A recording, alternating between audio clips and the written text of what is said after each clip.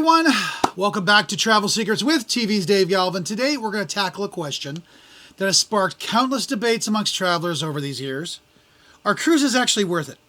If you spend any time around travelers, you've probably noticed that people tend to have very strong opinions about cruises. Some travelers absolutely love it. They take one cruise and immediately start planning the next one before they're even unpacked their suitcase. Sometimes they actually plan their next cruise while on the cruise ship. The cruise lines have a little office sitting right there for you to get a discount on your next cruise. Others try it once and then they just decide it's really not for them, claiming they'd rather spend their vacation exploring destinations on land. So who's right? Well, as with most travel questions, the answer depends entirely on what you're looking for in a vacation. So let's start by examining why cruises have become so popular every year. Millions of travelers choose cruise vacations, and that popularity isn't happening by accident. Cruises offer something that a lot of traditional vacations just can't match, and that's convenience. Think about everything involved in typical multi-city vacations. You're constantly packing, you're unpacking, you're checking in and out of hotels, arranging transportation, and trying to figure out where you're going to eat every single day. On a cruise line, a lot of that just kind of disappears. You unpack once, you settle into your cabin, and your hotel room is basically traveling the world with you. So you're going to sleep in one destination, you're waking up in another without ever touching your suitcase. That's a huge part of the appeal. Whether you're sailing through the Caribbean, Alaska, or the Mediterranean, or even the rivers of Europe, the ship you're on is going to handle all the logistics while you just focus on relaxing. For a lot of travelers, that level of simplicity does make cruising attractive. Of course, convenience is not the only reason people cruise. Cost is a major factor. When you plan a traditional vacation, you're usually paying separately for airfare, hotels, meals, entertainment, and so on and so forth. And everything kind of adds up quickly. Cruises bundle a lot of these costs into a single package, which often creates the perception of a better value. However, this is where many first-time cruisers will get surprised. Cruise lines are masters of advertising attractive prices, but the fare you see on the advertisement is generally not the total amount you're going to spend. Once on board, you're going to discover specialty restaurants, you got drinks packages, and of course shore excursions, the spa treatments, the internet package, and all the other optional extras. None of these are necessarily bad purchases, but they can add hundreds or even thousands to your final bill if you're not careful. The good news is that with a little planning and realistic expectations, cruises can still provide excellent value, particularly for families and travelers who enjoy having most of their vacation costs bundled together. And yes, you are hearing my cat meow outside our front door. Another factor that attracts people to cruising is the sheer amount of entertainment available on board. Modern cruise ships have evolved far beyond just floating hotels they once were. Today's ships, they offer Broadway-style productions. They got live music, comedy, water parks, casinos, cooking demonstrations, trivia contests, countless other activities. Some ships are so huge, they pack with these kinds of amenities that you would spend an entire week on board and never experience everything that's available. Believe me, that's happened. That variety is one reason cruises appeal to such a broad range of travelers, from families with young children to retirees looking for a relaxing getaway. So no vacation style is actually perfect, and cruises certainly have their downside. One of the biggest complaints people have involves crowds. Many modern cruise ships carry thousands of passengers, and during busy times, the pools are going to become crowded and the buffets have huge lines, and finding a deck chair is going to feel like a competitive sport. If your ideal vacation involves solitude and complete tranquility, well, the larger cruise ships may not be your perfect match. One of the biggest misconceptions people have about cruising is that every cruise is essentially the same. If you've never cruised before, it's easy to assume that a ship is a ship and that every cruise vacation offers roughly the same experience. In reality, that's like saying every hotel is the same because it has beds. The difference between cruise experiences can be enormous. For example, imagine two travelers. The first books a 3-night party cruise to the Bahamas during spring break. The second books a 14-night luxury cruise through the Mediterranean.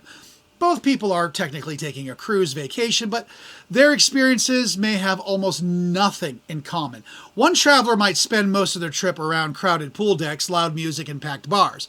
The other may spend their days enjoying fine dining, cultural excursions, and quiet evenings watching the sunset from a private balcony.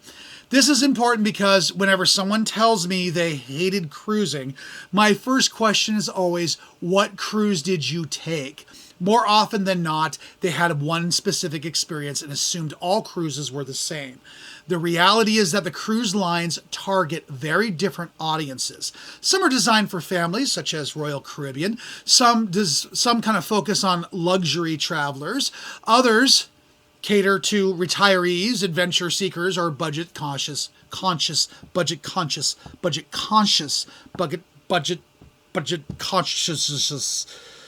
vacationers. Finding the right cruise line is often more important than choosing the actual destination. Another factor that doesn't get discussed enough is the psychological appeal of cruising. Modern life is exhausting. Most people spend their days just making decisions. What should I eat? Where should I go? What should I do next? Which restaurant should I choose? Which attraction is worth visiting? And by the time people start their vacation, they're already drained. Cruises eliminate much of that decision making. Your accommodations are handled, the transportation is handled, entertainment is available without additional planning, food is available almost around the clock. For many travelers, that simplicity creates an unexpected sense of relaxation. You don't really realize how much mental energy you're spending on logistics until someone actually takes care of all that for you. Of course, there are travelers who view the exact same convenience as a disadvantage. Some people travel because they want spontaneity. They enjoy wandering through side streets, discovering local restaurants, and changing plans on a whim. And for those travelers, the structure of a cruise can sometimes feel restrictive. When the ship leaves port at 5 o'clock, it leaves at 5 o'clock. There's no deciding to stay an extra day because you fell in love with a destination. When you're out of there, you're out of there. And this leads us to another important question. Are you looking for a destination-focused vacation or a vacation-focused vacation? And those sound familiar, but they're actually very different. A destination-focused traveler wants to immerse themselves in a place. They want to understand the culture, interact with locals, and spend enough time to feel connected to the destination. A vacation-focused traveler is primarily just looking to relax, unwind, and sort of enjoy themselves, with destinations serving as a bonus. Cruises tend to excel at the second type of travel. Well, let's talk about food for a minute, because food is one of the biggest selling points of cruising. Most cruise lines provide an impressive variety of dining options, buffets, dining rooms, pizza counters, and so forth. For some travelers, the ability to enjoy multiple meals without constantly worrying about the bill can be very appealing. However, cruise food can also be one of the most overhyped aspects of this experience. Is it good? Sometimes. Is it the best food you will ever eat? No. Some luxury cruise lines offer exceptional dining experiences, but on many mainstream ships, the food is designed to satisfy thousands of passengers with different tastes. It's often good, but not necessarily extraordinary. Then there's the shore excursions. This is where cruising can become either amazing or disappointing depending on how you approach it. Some travelers never leave the ship and are perfectly happy to do so. Others view every port as an opportunity for adventure. I've spoken with travelers who've gone dog sledding in Alaska and explored ancient ruins in Greece, snorkeled in the Caribbean, and ridden camels in North Africa, all because of cruise excursions.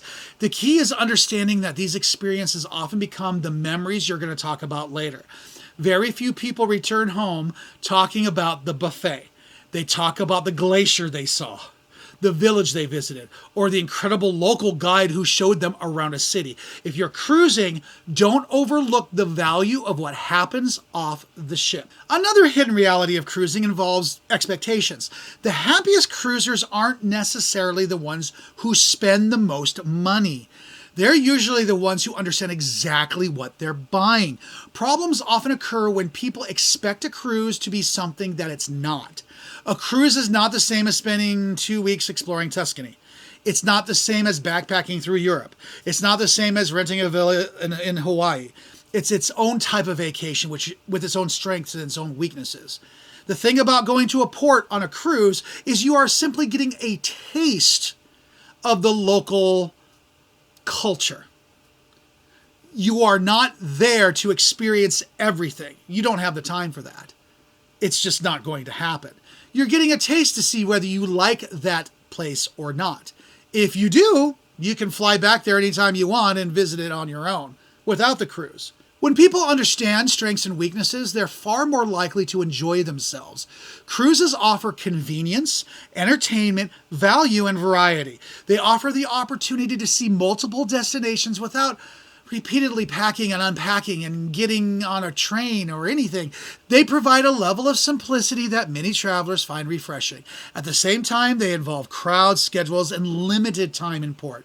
Whether those trade-offs are worth it depends entirely on what you want from your vacation. And that's really the answer to today's question. Are cruises worth it? Well, for the right traveler, they can be one of the best vacation valuables available.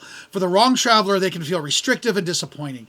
The trick isn't deciding whether cruises are good or bad. The trick is figuring out whether cruising matches your travel personality. I'm actually currently planning a cruise right now for April of 2027 for my wife and I.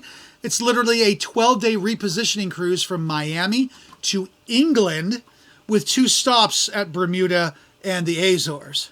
This is a 12-day cruise that costs less than $750 per person. It's an insane value that you get, and it gets us out of town for 2 weeks, and we get to have a vacation and let our hair down and enjoy ourselves. We don't have to worry about all the little detail. We just have to worry about flying from Portland, Oregon to Miami, where the cruise will take off, and then flying back from England back to Portland, Oregon. That's actually going to cost us more than the actual cruise itself. I do recommend you try cruising at least once or twice. The first time I went cruising, I didn't particularly like it at all. I was on Royal Caribbean's Navigator of the Seas, and the food was terrible. I mean, I lost weight. I lost weight on the cruise. But then my wife scheduled another cruise for us, and I actually enjoyed myself more on the Liberty of the Seas, I believe it was. Enchantment of the Seas. There we go. And I actually enjoyed it much more. The food was better. The ship was less busy. We enjoyed ourselves very much. And I've been a cruise lover ever since. So that's my opinion on the matter. Well, thank you for joining us this Thursday. We look forward to seeing you next week on a brand new episode of Travel Secrets with TV's Dave Galvan. Have a great weekend.